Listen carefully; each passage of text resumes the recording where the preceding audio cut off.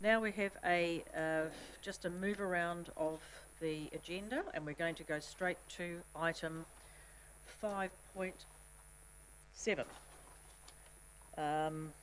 Because we have people in the room in attendance, so we'd like to accommodate that. So the Whareroa North Private Plan Change. Thank you, Nick. Welcome. Good afternoon, councillors. I'd like to introduce Jeremy Williams, for those of you who have not met Jeremy. Jeremy, for his sins, once spent some time working at Taupo District Council with me. Now he's a consultant planner who we brought on board to assist with the processing of the Whareroa plan change application. So for all intents and purposes, he's acting as a council planner in this process.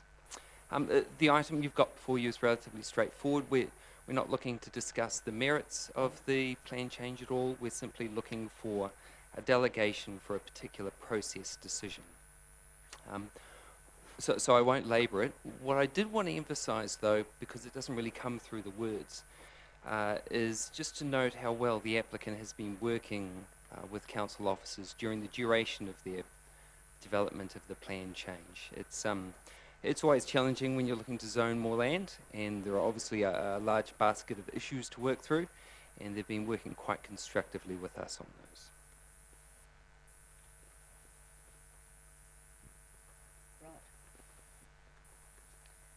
So are there any discussions related to this item? Any queries or questions on this? Madam Chair. Yes.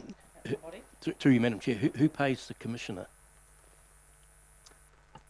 The applicant pays for the Commissioner. Councillor Stewart? I'd just like to reiterate, I've been part of council with this project for about 16 years, and I just concur with what Nick has just said, that the applicants have always been very willing to work with council, and I look forward to this decision. Any further queries or discussion? Councillor Johns? Just to clarify, because it wasn't clear to me in the paper, are we seeking some independent advice on whether to recommend that we consider a plan change? This isn't a resource consent hearing, correct? But it's Correct. So once the application was lodged, we have the ability to ask for further information if we think it's important to better understand the effects of the proposal. We asked for that information. Some of that was provided, and the applicant has the ability to decline to provide other pieces of information if they don't believe it's necessary. They chose to exercise that right, which they're entitled to do so. So the next decision in the process is, have we got enough information to proceed with consideration of the plan change, to keep it moving along through the process, or do we need to stop it at that stage?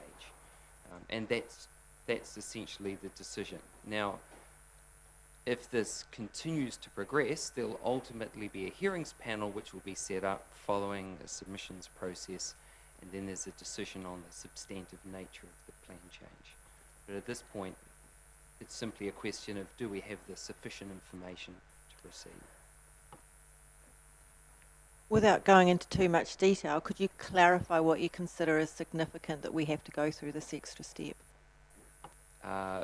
Normally what happens, and bearing in mind this is the first private plan change which we've had lodged, but if you relate it to a resource consent process, which is very similar, normally when an applicant is asked for information to better understand a proposal, they would provide it. And once it's provided, you just progress with the processing of the application. In this situation, that information is not provided, which has raised some questions about whether there's enough information to make a decision on the application.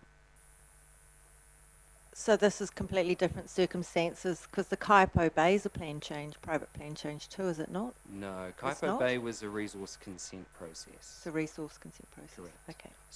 Okay. I guess, but, well... What is the difference then? Because to me they feel very similar. They are very similar. So if you take the Kaipo Bay application process, they were asked for some further information, If they had refused to provide that, then there was the opportunity for that process to stop at that point. Now, normally, people provide the information that's requested and we just progress through to a hearing process. The difference in this situation is that information's not being provided. So there's a question about whether that's critical or not.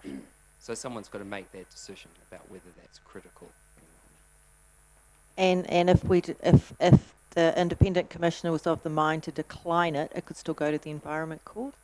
Correct. So Councillor Kirkland. Yeah, I've been involved a little bit with this development through the structure plan or the plans of Turangi, and I felt the people have always supplied the information. I'm a little bit surprised that they've not. Sorry, That's all. it's on. Okay. So I'm a little bit surprised that they're not supplied it this time, because through the 16 or so years they've always been very forthcoming in the information. So, you know, is it an important part of the process, that the information, or? From an officer's perspective, we believe the information is critical to understanding the effects of the proposal. Now, we're always conscious that people have different perspectives, so we sought some independent legal advice from Simpson Grierson.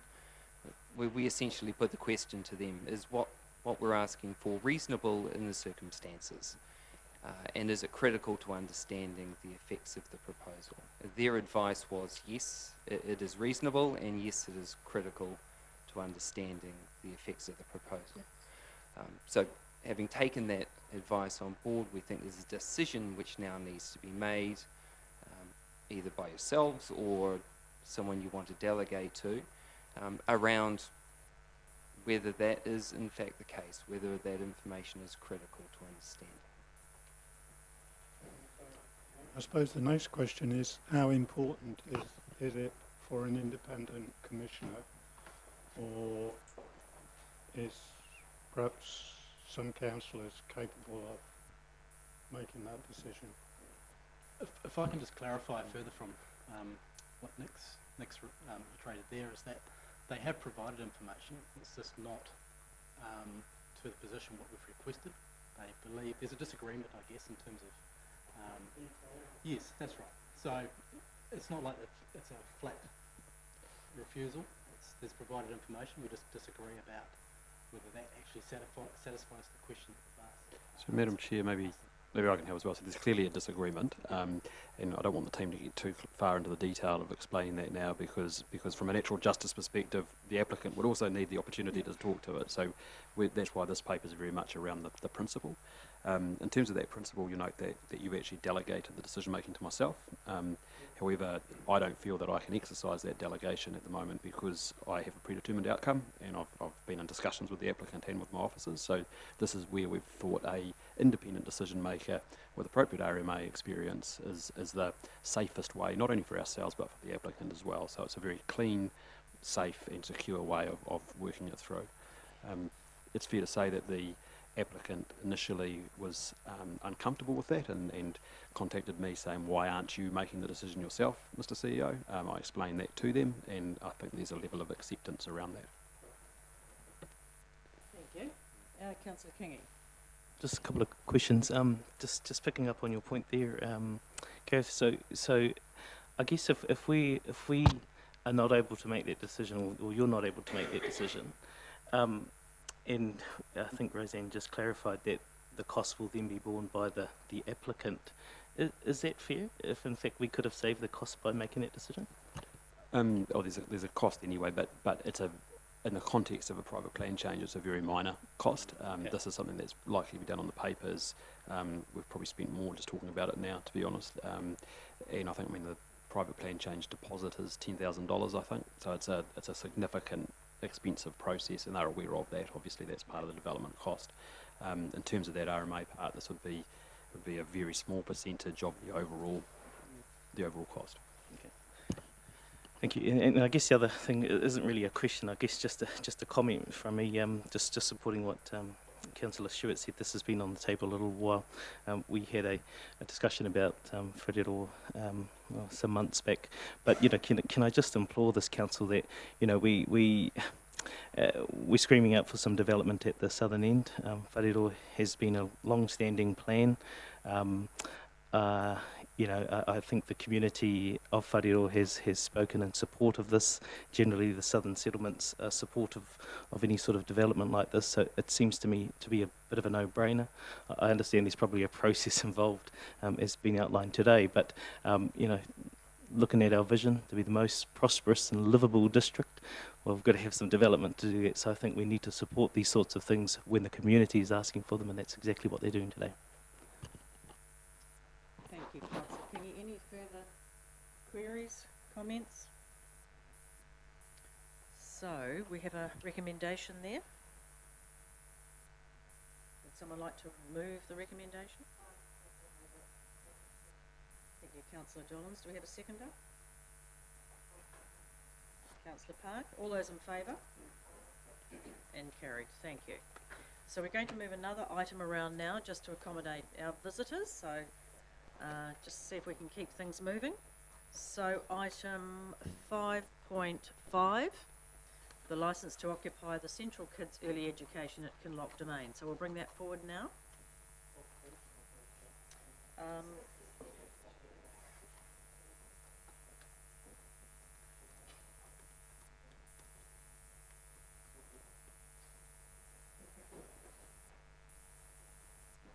Welcome, Nathan. Gareth. Right. The floor is yours. Thank you.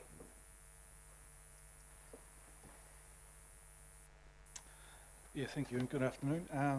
Yeah, hopefully I can take most of the report as read. You've already had some information from the representative association this morning. They carried out their own surveys on the town. We are a little bit hesitant to accept those 100% at face value. We accept that there is a large amount of the community that does want this, but we have some reservations about how that surveys and what they've done would compare to what council would carry out. We would just, from an officer point of view, we just wanted to point out the risks associated with accepting the applicant's survey as opposed to perhaps an independent council on that. Can you outline the downside if we didn't go out to further consultation first? So Kinloch is a community that is extraordinarily interested in what happens, and given what has happened in the past, we would just want to be 100% sure that we covered all aspects and everybody that had an interest in the hall and all the future outcomes. Yes, Councillor Stewart. Sorry. Yeah, I feel that they have done some surveys, but also if the kindergarten lease is only for times that the hall is not used at the moment, then, and it's a 12-month trial, I can't see that there should be too many issues with the community because it's only being leased when the hall is not being used. And I do understand that being a new community, when you've got young children out there, one way of a community coming together is the new parents to the area get to know each other through going to things like this and being part of that, and it does help to bring a community together. I think a trial for 12 months, as long as it doesn't impact on anyone that's already got an existing use of the hall, then I can't see an issue. Thank you, Councillor Stewart. Councillor Park? Through the chair, I actually didn't give the surveys any weighting at all because, like you say, they're not the official consultation process. But I mean, we don't really go look at survey information for any other licences to occupy in certain spaces like this either. I would have thought so. Like Councillor Stewart, I think that this deserves a chance. I mean, they've still got so many hoops to jump through with meeting Ministry of Education requirements, Ministry of Health requirements. They health and safety around it and everything else. So Kinloch is growing, and it is different beast from different communities of interest we have had to deal with before. So I'd like to support them initially. I don't know whether saying to the Ministry of Education it's a trial of 12 months when there could be some investment of monies needed in the space, but I think that we need to give them a go and enable a community to be more prosperous and livable, in correlation with Councillor King was saying before. So I wouldn't get too hung up on the survey part of it. No, we certainly don't deny that there is merit to the application. We just wanted to highlight the risk of doing so, given that there is a technicality in the management plan which isn't 100% clear that allows us to approve this licence without going out for public notification and consultation, which other licences and leases you have to do on reserves.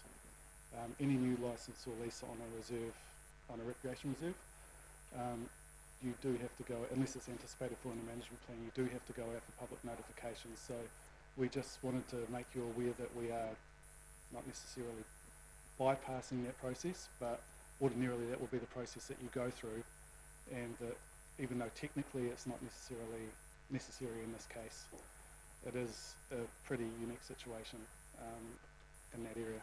Okay, well, just, sorry, Your Worship, just to add to that then, I mean, this is an educational facility, not a food business or a coffee cart or whatnot, so I think it certainly has more weight. I understand that, but I've made my position. So going out for further consultation, what sort of time frame would that mean? We would have to go under the LGA recommendation. It is broadly similar to the Reserves Act, which means that you would notify it for a month and then take into account submissions, and then you would make a decision based on any submissions that we receive. Madam Chair, sorry. John? Little John a bit. Yeah. Respectfully, I support, but pretty much support Councillor Stewart and Councillor Park's commentary, and respectfully to, obviously Kinloch Community Association survey, we are the decision makers, and also I think the recommendation brought forward by Nathan is defendable, given his reason he's given is defendable, because of we are here also to make his decisions. But having said, I think I would still support, given there's been a thorough once been going back communication with the seems like a large sector of the community, and it's gained a lot of support. I would pretty much support a trial period of licence occupied for 12 months. Without consultation? Without further consultation, yeah. Thank you, Madam Chair. I mean, the Kinloch Reserve, Recreation Reserve Management Plan talks about the ability to lease the hall out there, and what I find fascinating is that we have a community off their own butt, so to speak, that are prepared to get out and attempt to do something for their community, and I think that should be supported. So, like the previous councillors here, I would certainly support the 12-month, and let them get on and us get on with it. So I'd vote against the recommendation of council staff. Any other comments? Okay, so what do we... We'll move option 2. Move option 2. Option 2? We'll put some wording on the resolution up here for you to look at.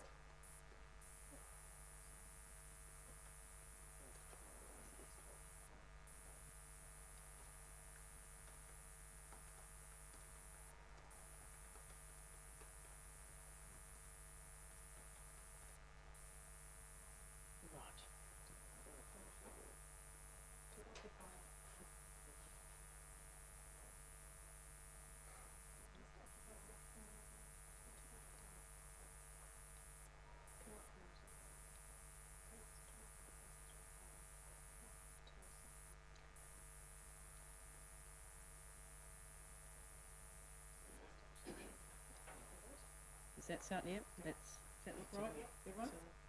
Okay, do we have a mover for that recommendation? I'll move it. Thank you, Councillor Hickling and Councillor Park. All those in favour? And that's carried. Thank you. Right, now we're back to 5.1, which is the Aerosmith Avenue Emergency Works unbudgeted expenditure item. 5.1? So,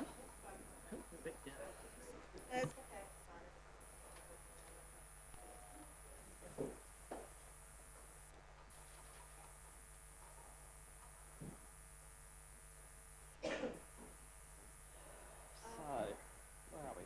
Page 53? 53, right, welcome. Hi, Kevin.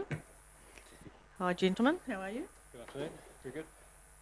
So you got, you're all obviously very aware of the Aerosmith event of 11 August this year. We have water main breaks every so often, but this event obviously caused a lot bigger impact than normal, and so we're seeking $278,000 unbudgeted to cover this cost. Kevin was the project manager for the response of the event, so I've got him here for any tricky technical questions, on the ground type questions you might have. There may be a few. So I'll take the item as read and any questions. I'd just like to personally congratulate Kevin on the excellent communication and updates, and that was the best I've seen, and not that anyone is not that good. However, it was absolutely superb, so thank you for that. Any other comments? Just make a comment. I feel very sorry for the waterman involved. Have you seen the spilling? Where? No. Oh, the wood. He must be. Yeah. Could I just ask the question in regards of council would normally look to absorb, where possible, any unplanned and hence unbudgeted work of this nature within its annual budgets by reprioritising other planned work. So there's nowhere that money can come from to delay other work that's planned. How does that actually work? Or do we not have a separate budget for those unknown contingencies? I know that we can't cover it with insurance, but what would we normally do? It's the scale of the event really, which is meaning we need to come unbudgeted. Often we have a water main break might cost $5,000 to $10,000 if it's a significant one. This is obviously something out of the ordinary, so we certainly can't absorb this level of cost. Yep. Thank you. So it's to do with the size of the event rather than, okay, thank you. And the repairs, I suppose, to the properties and all that sort of thing.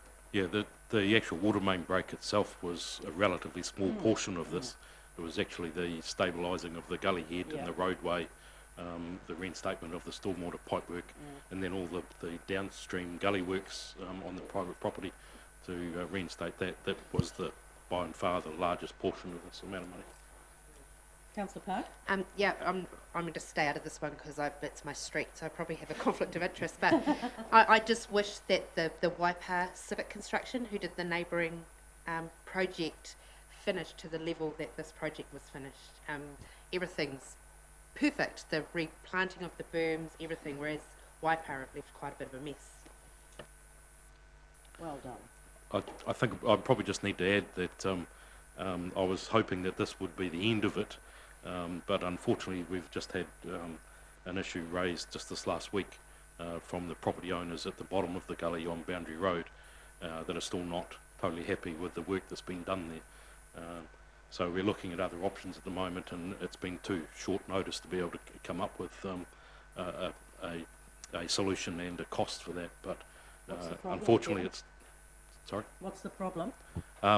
Basically, what's happening is because of the washout, all the gully has obviously been washed out, and all the leaf litter and everything else that have built up over there over many years that helped hold the stormwater back and soak it away, all that's gone, and so the water that's now coming down the valley from heavy downpours is effectively travelling relatively quickly through the gully, even though we've got silt fences in there and put planting in there to try and hold it back, and so it's creating a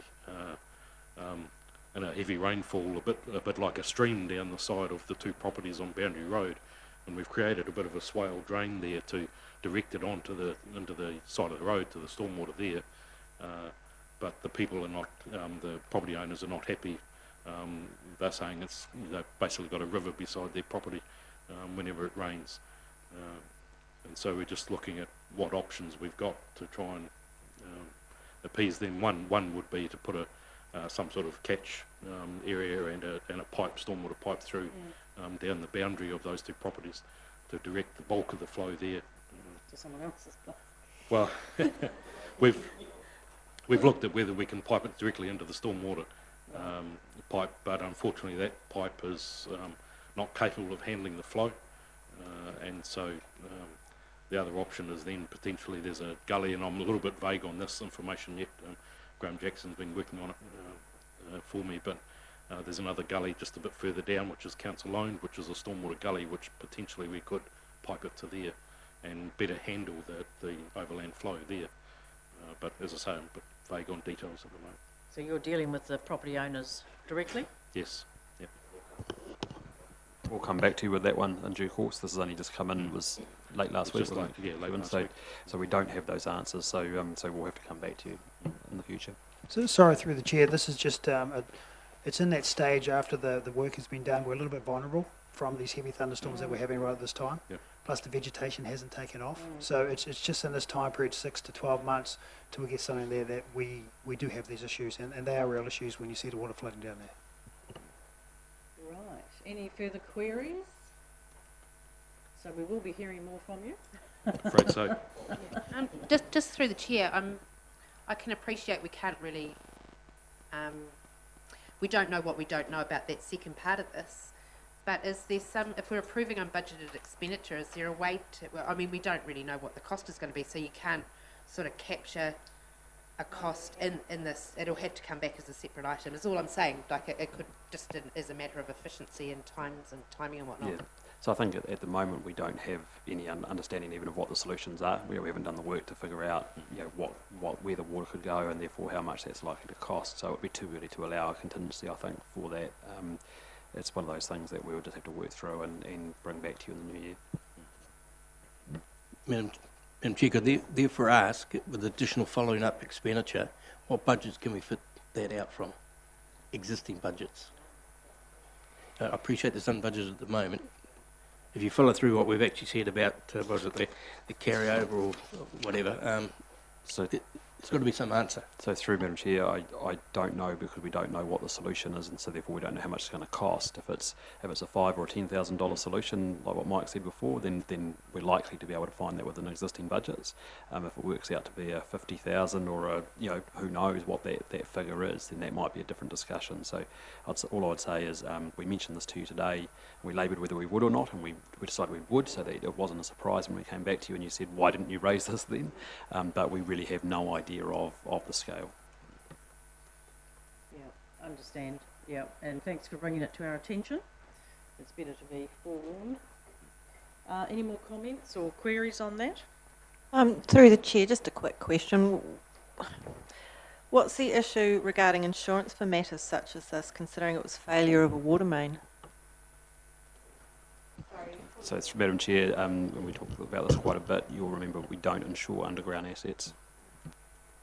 Madam Chair, the Chief Executive is quite correct. Underground, we don't have insurance for, so at all. Sounds like it was going over the ground. Just looking for an angle. Exactly. There's always an answer. Any further queries or comments? Okay, so we have a recommendation there. Council approves unbudgeted expenditure of $278 plus GST. Cover the costs, including addressing the Aerosmith water main failure and the subsequent damage caused. Do we have a mover for that? Thank you, Councillor Stewart, and a seconder. Thank you, Councillor Hickling. All those in favour? And carried. Thank you. Item 5.2. AC Bars Hydroslides Replacement. Welcome, Gareth and Daniel. Good afternoon again. Good. Yay. Did we mention that? Thanks, gentlemen. The floor is yours, just to give us your thoughts. So the hydroslides at the AC bars are in need of replacement, and a few health and safety issues related to that. Council went out to tender, got two tenders back, one conforming, one non-conforming. In this specialist work, it's we didn't anticipate getting a large amount of tenders. There's very few people that can do this stuff. New Wave came in with a conforming tender at $643,000, and council recommends that we award that tender to them, plus the additions of some tagged items and contingencies of $112,000. So the total cost of the project will be $755,000. I'll take any question. The budget was $1,060,000. Yes, sorry, I made a huge saving. Yeah. Just through the chair, just in regards to, I remember we got walked through the complex with the previous manager, Nigel, and shown the actual health and safety concerns of the slide, and so I was definitely, certainly, and as a mum or as a councillor, an advocate for this getting done sooner rather than later, and brilliant to see that it has come far under budget, and we all know there are not pots of money that can be swapped, councillor body, so I think congratulations on that. So I'm happy to move the item. Any further comments or queries? Nothing for you? Just a quick question. Timings, please. So because of the tight timeframes, we are aiming to have this project completed by end of financial year, so 30 June. Good. Councillor Through. Hickley? I just read in the document that we're only placing like with like. Correct. We didn't look at sort of any minor improvements to make it a little bit different, or So without talking out of turn, there might be a few improvements, as in the colours or something. But talking to the stakeholders, the slides were actually really acceptable. And because of our tight time frames, should we have chosen to change the designs, we wouldn't have been able to achieve the time frame. In health and safety, we'd rather push forward for like for like. We did think about, through Madam Chair, we did think about that, particularly with the budget, when it came in under budget, and we thought, what else can we do? But again, went back to what are the stakeholders saying, they were happy with what it was, and the project in the LTP was to fix it from a health and safety perspective, hence that's why you've got what you've got. Do you want to try them out, Councillor Hickley? You want to be the first one? Any other queries? Sorry. Yeah, Madam Chair. I think Gareth probably answered my question. Now, how many tenderers were there, Gareth? Or there was a range of... So there's just two. One conforming, one non-conforming. Oh, okay, thank you. Okay, so we have a recommendation. Who'd like to move the recommendation? Councillor Park, seconded. Councillor Rankin, thank you. All those in favour? Carried. Didn't say against, forget that bit. Okay. Item 5.3. Sorry, Chair. Enterprise Resource Planning Software Services Contract. This is really exciting because normally I sit here and then sit down and stand up again because I don't have a lot to talk about. But I just introduced Tracy May. I don't know if some of you would be aware of Tracy. She's one of my key senior managers and heavily involved in this project.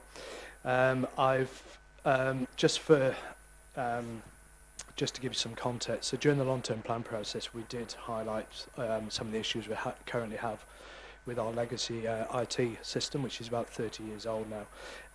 The roadmap for that system did not allow us to grow. The architecture is fairly old, and it's something. In order to move forward in terms of how we transform as an organisation, this is one of those key projects. Normally we're really good, we'd plan this well and we'd get a good budget, but we put 1.5 million in the long-term plan. As we've gone through and sort of finalised it, it's come out in the figure that's here. Now, what we are proposing is that we've got enough money to actually kick this project off, but it's really a multi-year project. It's going to go into this financial year if we get sign-off today, the following financial year, and a bit of the following as well. So there's a bit of a spread in this. Now, some of the timing is around, we do have some issues with our current software and legislative compliance, particularly around the Holidays Act. Now, we can invest in the current system, but it's sort of, with respect, dead money in some ways, because if you're going to move, you sort of might as well just make the move. So I'll take any questions. Do I need to add anything, Tracy? No, if take any questions you've got.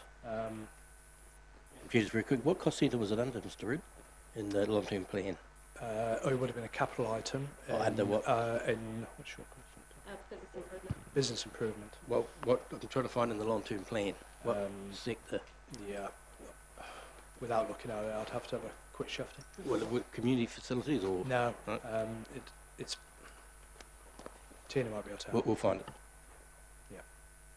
So it was over 3 years, so it's 500, 500, 500. So I would just like to ask, what other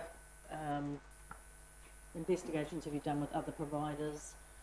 You know, that's a substantial amount. So Yeah. have you looked at every possible avenue? Are there other providers that you could be using? So we went out for an expression of interest to the industry. We got 7, which was then based on a scope of work, which was then brought down to 2 final, which we went through quite an exhaustive demonstration process with both those companies, and this is the chosen provider.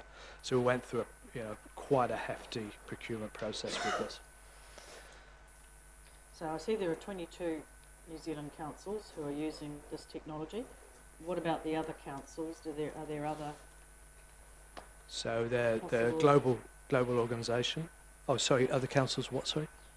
There's 22 here, so Yeah. there's a lot of councils that don't use it. Yep. I'm just trying to establish Okay, whether so there is. there'll be a mixed bag of what people use. So this outfit are global. They operate globally. There's a number of different software solutions out there. One being our current provider. There's 4 main ones, and yeah. some councils still use spreadsheets. So That's there's right. Probably 4 or 5 different options. I guess what you've got to understand is this runs the organisation, this stuff. So it's incredibly important actually to generate income, revenue, and to manage our organisation. So just so that councillors are aware, this thing, it obviously runs everything from payroll, so it pays staff and yourselves. It's all of our debtors, and so it pays all of our bills. It's our rates, so the collection of rates. It's the regulatory database, so being able to do resource consents, building consents, limbs, all that other stuff that you have to do from a service perspective. Tracy, help me out. It's just about everything that we do as a council. Through you, Chair. It is our core system. It manages our customers, our properties, and our relationships. So quite a pivotal project to move us forward in terms of the organisation. So the current system, as you mentioned, we've been on that 30 years. It does have about 20 people on that. We are one of their, or if not their largest customer. So a lot of smaller councils run on that. And we have, like John said, it's sort of grown to the length of what we can do with that current piece of software. So this is quite a pivotal one. We have customers expecting, to deal with council in a hell of a lot of different ways now. So we need to move forward or be left behind. So I understand that we're not using this currently, Technology One. Have you discussed the use of it with any other councils who are using it? Yep, a number of councils. So on Friday we were in Rotorua, where they use Tech One. So this is not an easy decision, big decision for this organisation. We've spent a number of months doing due diligence on this because it's a big decision for council, not for yourselves in some ways except for the money, but in terms of how we operate as an organisation. It's a big change for us. So of course we've done a lot of due diligence. Actually, we'd still continue to do this afterwards because there's a whole lot of contractual stuff and and legal stuff that we actually really need to nail down. Yeah, just a couple of questions from me. Mr. Green obviously identified with us that this is a catalyst project to move this council forward. I did have a couple of questions. Obviously cost is one thing, but business interruption and potential risks of changing to a system do create lots of exposure for us. In terms of the business case that you've put together, what are the key areas of risk for us with this new system being implemented? It's always How are you going to mitigate it? Well, it's all going to be about people and change. So we intend to bring people in to manage that change. We need a good, strong project manager. We also want to have a relationship with the vendor where they sit as part of what we're doing. So we're not having to ring up someone in wherever. They're actually sat in the room. So we're really conscious of this, and we're really of the risks around this because there's been a number of high-profile software changes out there. But there's always two sides to the story. So the great position we're in actually is because other councils have rolled this out. We're Magpie, and we're taking a lot of information and being able to collate it and see actually where the main risks were. And a lot of it was scope change. You know, we're scope change. So, and that's what tends to happen is people go, oh, we'll bolt on this and bolt on that. We're really clear that's the scope we're going for, and we're not moving. So I think in terms of mitigation, reducing scope change and good, strong project management. It's probably customisation is the main thing. So as you go through the business, there's and I'm no expert on this, Tracy certainly is, but there's a bit of product, a bit of kit that you buy off the shelf, which you have to align your processes to. The temptation from the business is to turn around and try and change that bit of kit to model what you're currently doing, your current process, which the moment that you do that, it adds cost, but it also adds a whole lot of risk around it, because then every time that something changes, a bit of legislation, you have to get it rebuilt, customised for you. So that's really the big risk, and the risk of that is us as a project team being really clear that we will change our processes rather than change the system. Alan, did you have a comment? Yes, through the chair. Just to clarify, this is not unbudgeted expenditure. We've got $1.5 million in there as far as the project to implement, and post that we will reduce the amount of costs we have to pay to our existing software provider. So those operational costs in years 3, 4, 5 are funded by the savings in what we're currently paying. So there is nothing in there that is not unbudgeted. Thank you. Councillor Hickman. I see that we have a report prepared by Pricewaterhouse, which I consider a risk. It also recommended it's on, sorry. It also recommended some of the changes too. So, yeah, I don't know whether you want to expand on the Pricewaterhouse report or. So the PwC report was pretty broad. We looked at the whole of our organisation, and so this is part of it, one of the tools. Yeah, it did highlight some risks. It highlighted some risks around the architecture going forward. Look, we can still produce rates, notes and all that sort of stuff, but if we want to move forward, reduce the complexity of our IT system, we've got to move from our current provider. It's one of those long-term investments that we have to make. We've been with this company 30 years. We're not seeing a shift where we need to be. I think you've been exposed to it in the past. It's not changed much from when you were using it. Tracy, so it's about how do we set ourselves up for the future. I was wondering whether Tracy just wants to highlight some of those risks that are there, some of the challenges that are there at the moment with the current system and everything else that's bolted on around it. Absolutely. So over the years, with our current provider, we have got limited to what we can do. So, and when we talk about the complexity of our environment, a lot of things have been bolted on the side of it to make the system functional. And that's really difficult from an IT perspective to manage going into the future. We had identified through the What Does Great Look Like project, which was what PwC was involved in, that we have aspirations as an organisation and as our customers do of us to be more open, to have more online transactions, a lot of those types of things. And so in order to do that, we have to move platforms. So we have a lot of a very complex IT network. We also have a lot of manual processes, so people are manually intervening with things that on a modern platform should just happen. So there's quite a substantial amount of challenges and risks around that if we wanted to move into the future. Yes, Councillor Park. Just through the chair, I'm fully appreciative of the fact it's unbudgeted and we like these ones, don't we, Councillor Body? But just on a more serious note, I just wonder if we've got so much going on at the moment, like huge amounts, and then unexpected things like whai or a house and where that may go. So I'm just wondering if perhaps after we've all had a nice little break and just sort of take stock of where we're at, if we just may need to look at where we're at.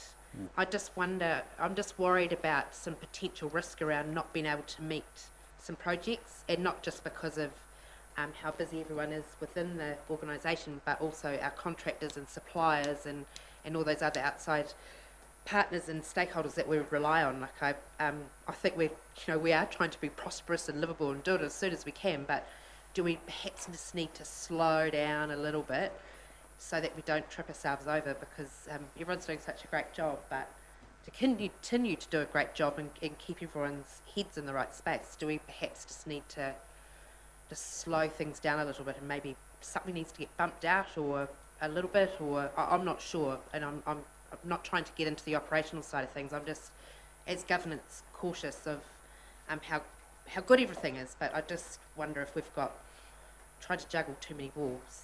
So through the chair, I think very timely conversation to have, and it's something that as a leadership team we were just talking about this morning as an example, and our intention is to come back for further conversations in the new year around what projects we've got outstanding, what we can likely achieve, and then what we should be doing, because I think you're right that we are at a point, both as an organisation but also as a community, that we are struggling to achieve the projects that we've set to achieve, and I've been clear with you on that, right from the start, when you remember, it was like a broken record through the LTP, me saying you're not going to be able to do it, you're not going to be able to do it. So we do want to have that conversation. In terms of this project, I would say this one is not one that I'd want to put into that basket in terms of potential delay, and I say that because this is an enabling project to enable those other things to happen. So the sooner we can do this, it makes us more able to achieve that list of projects that we've got. Yeah, I mean, just to further on from Councillor Park's comments, though, we need to acknowledge and understand that this project will put immense pressure on the organisation as the change happens. So understand it's a catalyst project, it's an enabler, it will make the ship go faster, completely get that. But let's remember, when we're looking at everything else in the mix, how we work that through. Yes, Councillor Hickman. Just didn't quite catch Alan's comments. I think you said that it is in our long-term plan and it is all budgeted for. Did I hear you correctly? Yeah, correct, because in years 3 to 5, it's in the operational costs of running our existing software system. Instead of funding that system, we will be funding this system. Yeah, okay. So it's budgeted for in the next 5 years. Okay, thank you. Yep. This is technology. I need to ask a really basic question. Will people still be able to go to the counter to pay their rates? They won't be expected to do it over the internet or something. But it's not a silly question. It's great. It's actually a fantastic question. Actually, in terms of take up, in terms of direct debit, I mean, it's an interesting bit of. Yeah, we did a survey on the November rates payments, and by electronic means, and this is a mixture of people having regular direct debits through the year, automatic payments, internet payments, 91.7% of the rates paid in November were paid electronically.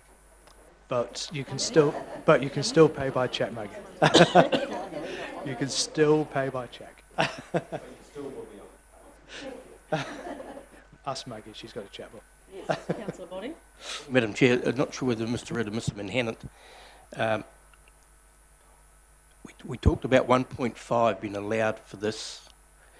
In the first 3 years, we've got 3 million under the technology and software projects, so that's half of that.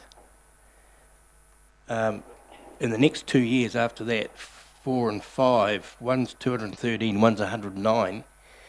Thinking along the same way as Councillor Park, is there anything in that technology budget that can be sidelined to fully put this under, still go ahead with this, but have it fully funded, what we've got in the budget at the moment? So what I would say is, I can't really, I'll answer that in a roundabout way, is by default we're going to be putting a stop on a lot of, this is going to be our priority if we go ahead with this. And so as by default the team will be taken up by this. So some of those projects that we perhaps were going to do will be put on the back burner, but I'm not going to quantify what that is. No, that's fair comment, Mr. Ridd. So effectively, we're not going to be asking for unbudgeted money, we're not going to be asking for the budget to be increased, it's all there within that long-term plan budgeting. Do you want to make a comment? Yes, I'm not sure what you were referring to as far as those numbers, whether that was just CapEx but in the operational budgets, there are significant amounts set aside for the software systems that we use. Through you, Madam Chair, it was all CapEx. Yeah, no, Not when I was renewals. referring to years 3, 4, 5, I was talking about operational expenditure. Okay, thank you. Thank you, Chair. Just a random question, I couldn't see it in the report. Is this the system that will handle the service requests? So Joe Public calling up? So all the activity we carry out as an organisation is run through the system, so the answer is yes. Because as a regular user of the service request system, for good purposes, I have always been interested in its ability to feed back to me as a contributor. So I say, hey, this is out, this is not working, that's flooding. But unless I engage our team, so this is what that system will do? Yeah, some subtleties around this. It's mobile first and it's cloud based. So all the stuff that we normally use, Facebook, it's, you're in that environment. We're not in that environment at the moment. I mean, on a practical level, if we're out doing things and a purchase order comes through, I can't approve it on my phone. It's basic stuff these days. So that's the level we're at. So it's about, when you're out in the field, those efficiencies that we can't see at the moment will begin to be realised. But like I say, this is a fairly long-term project in the size of it. This one is a key part to get us to the future there. Madam Chair? Yes, Councillor. Yeah, I'm happy with all the conversation. I think this is one I'm happy to support the recommendation, not one we can make around with or defer, so I'll move the recommendation. So you're moving the resolution? Okay, and I'll second it. Seconder. Thank you very much. All those in favour? Against? Carried. Thank you. Just from just a comment on that one, you've probably made a few people happy, but the same people very scared because there's a massive project you've just approved for us internally. Okay, item 5.4.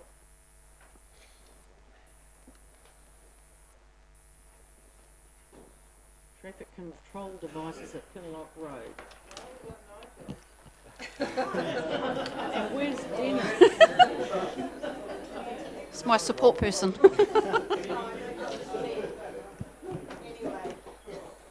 So who's going to comment?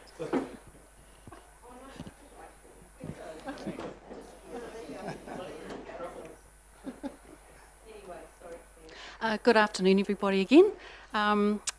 This normally goes through our FRED committee, but due to the consultation taking a little bit longer than we thought, we missed the deadline for the last FRED committee, hence we are raising it here. The issues were raised by the Kinloch community around parking issues, particularly during summer and around the Kinloch store, and also the road safety around that area as well. So the recommendations are to look at some no broken yellow lines on Kinloch Road and some parking restrictions outside the Kinloch store in Tipsy Trout. One of the things that which is the reason why Nigel's sitting next to me, is that potentially the enforcement side of it will probably be more likely to be self-enforcing. But Nigel can probably comment on a little bit. Yeah, thanks. I really just wanted to say I guess it's important to manage community expectations here, because of course as soon as the signs go up, then people will expect that's going to be enforced. Now we've got some resourcing challenges in the compliance team and some practical difficulties in getting people out there to do the enforcement. So I guess there's two possibilities. One is getting one of our compliance officer parking people out there every now and then, but what are the chances that you're going to come across non-compliance? The other one is being reactive. The chances are when you get out there that those people may have moved on anyway. So it's really just to, I guess, bring to your attention that there may be some expectations created in the community, and so we'll just need to manage those and explain that practically it has some challenges for us. Okay, any questions? Yes, Councillor Park. Okay, this might be a bit tongue-in-cheek, but with the new IT system, can you not link the meter eyes to the IT system, who then take the VIN number of the car and then automatically mail tickets to people?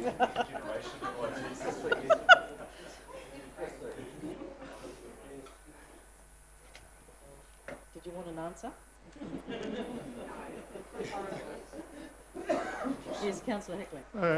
Yeah, I just noticed in the formula there to install 4 at 30-minute parking restrictions and 4 at 120. I just 120 minutes seems a long time. That's just opposite the shops, isn't it? Through the chair, when we consulted with the Kinloch store, they were requiring some shorter term parking so people can pop in and get an ice cream and a coffee. And Tipsy Trout wanted a slightly longer period where people could actually have lunch and a meal. I just thought the more moving of the traffic would be a little bit. Isn't About halfway through your dinner, Barry. We had 10 minutes today. And just like to say, without having the compliance people there, in Turangi, I think we've only got one lot of parking restriction outside the bakery, and it's self-monitored and it seems to work all right.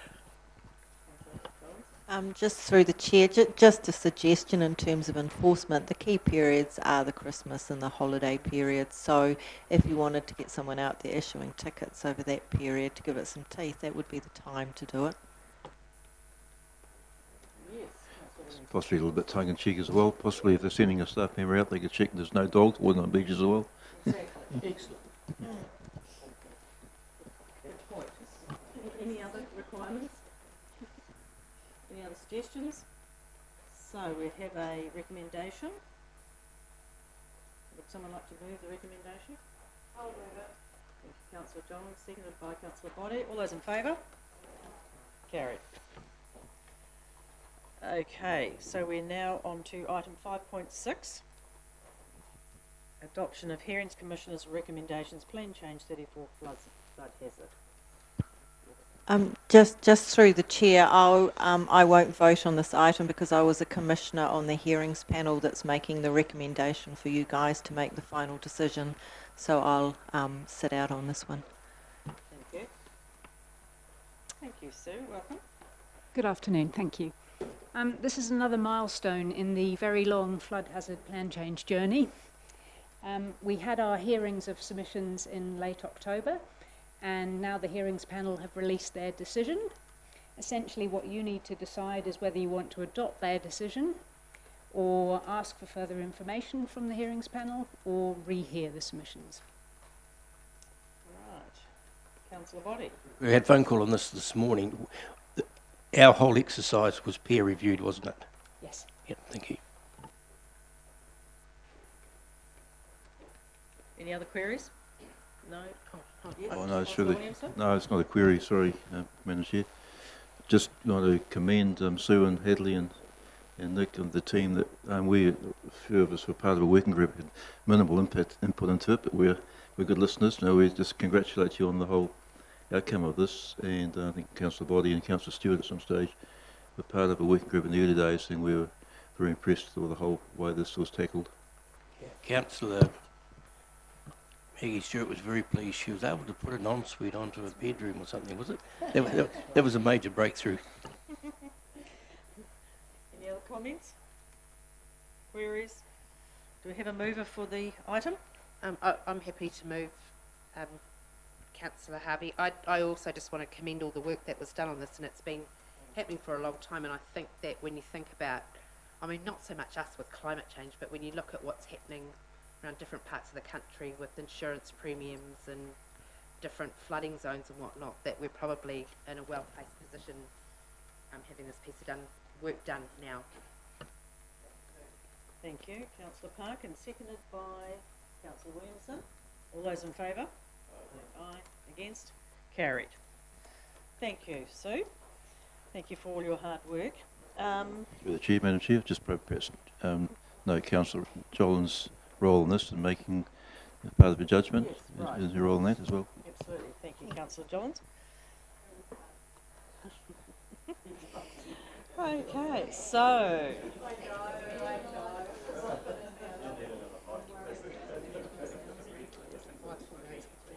yes. So item 5.8 has been withdrawn. Any comments on that, Mr. CEO? No, essentially, it's been resolved, and under my delegation, it's been resolved.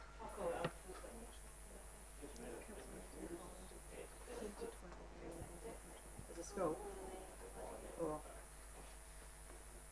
Right. Okay, item 5.9. Council engagements. Welcome, Tina. Into the next year. Into the next year, and busy. Oh. There's just one more to add on to that. I think you've already been circulated the meeting invite, so that's on the 5th of February, so that'll be a workshop on the cultural precinct, and followed by a council meeting to hopefully make a decision in terms of result of that workshop. So there's to be added onto that list. Right. Okay, I'm still looking for, oh, there it is. Haven't had it yet? Okay, well, so it will come out very shortly, and we also have a reserve date of the 11th of February as well, so there'll be a few more dates popped into your diary. Actually, just as a matter of interest, I spent probably half an hour filling in my diary the other day when we had that huge list come through. Now, the month before we got the printed one with all the main meetings on, would it be more simpler to do that and then send those additionals as they come into line? Well, that's what I'm saying, but also included ones that we already had. So I'm just looking at a simpler way to handle it. That was all. You don't want them there 3 times.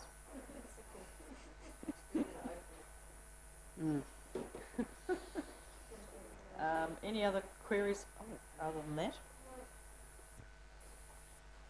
And so we just have a recommendation that we... Yes, thank you, Councillor Johns. Thank you, Councillor Kingy. All those in favour? And carried. Right, now, that's the end of the council building, so we have a...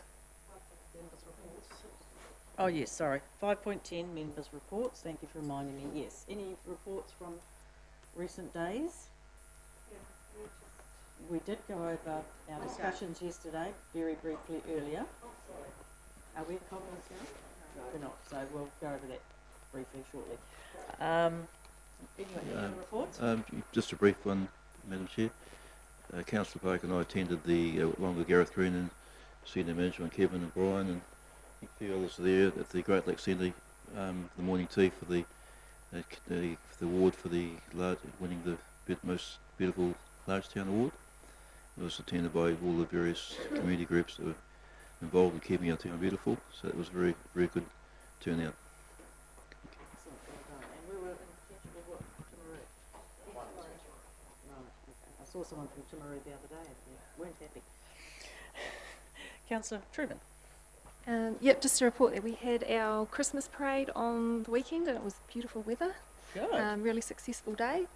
And also that this Thursday we're having a meeting with the local police just to find out what's happening over summer in regards to policing in Mangakino, because we've just sort of had one person and someone else part-time covering, so we're finding out what's happening for summer. Okay, thank you. Councillor Hickley? Kirsty forgot to say that during the judging, we was fed on cupcakes, so we had to judge them for their decoration, and we also had to taste them for the taste. Oh. So how did that go? that went very well, actually. So it was. Too many of those, you won't go down the hydro slide.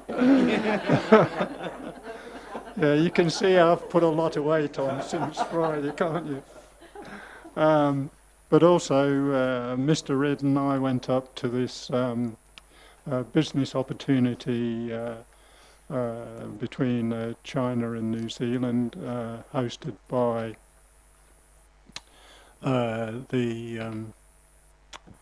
the Vice Consul General, Mrs. Xu. There would have been about 250 delegates at the meeting. We had an awful job of getting out of the car park, didn't we, John? like this, either side the car park. Yeah, it was interesting. We got a couple of mentions from the South Waikato people who presented, and also far north. There was 4 or 5 presentations from different business organisations, and yeah, it was quite interesting. There was a lot of very wealthy, I think, Chinese people there. Who hosted it? Sorry. The Consul General. Right. Yeah. Yeah, the cars showed there was a lot of wealth there. So, excellent. Yeah. When was it?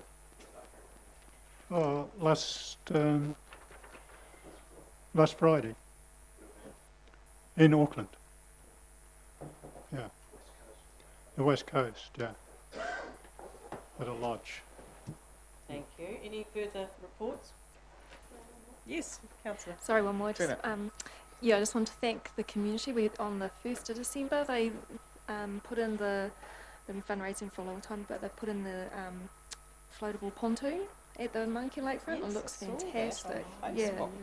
And then they've just secured another 8,000, I think, from pub charities, and they're going to put a slide on it and Yay. other things. So yeah, it's fantastic. Yep. Hold on that one. Normally after school, the kids race to get into the library to use the computers. We've had no kids in there since that was open. Wow, that's fantastic. I'll put some books in there. Right, any further reports? So we have recommendation that we receive the reports. We don't have a mover for that. Thank you, Councillor Stewart, and seconded by Councillor Williamson. All in favour? Aye. Carried. Thank you.